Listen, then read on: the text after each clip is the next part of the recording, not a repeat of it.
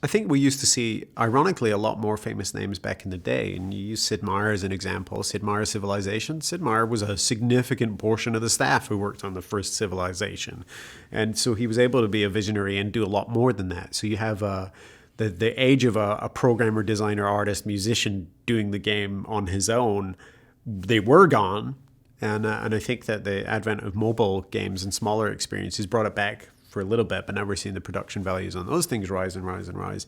So I think that's part of it, is there's just more people on a video game and a collaborative notion that means that you can't necessarily pick someone out unless you want to do it for marketing reasons, which is perfectly valid, right? You can pick a guy who's a good public speaker and is an important figure on the game and is charismatic and can give the message. And maybe it is his message.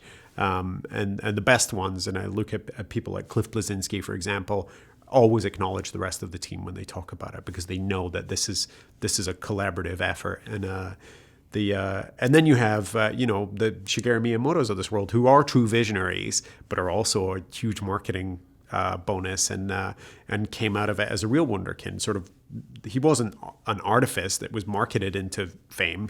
People said, "Who makes this game? Why is it so cool?" And they found out who it was, and he was this unassuming Japanese guy, and that in itself was interesting. So there are lots of reasons why there are fewer big personalities, I think, in games than there are in movies. There's no need for charismatic, handsome, beautiful people in video games. Not that there aren't any.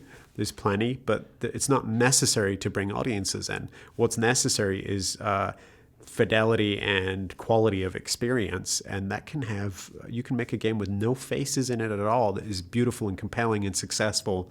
And I think that's another difference, is just you don't need prettiness or charisma in the video games industry, and you probably never will need that. You'll see it, and it might add to things and it might enhance other things, but it's not necessary.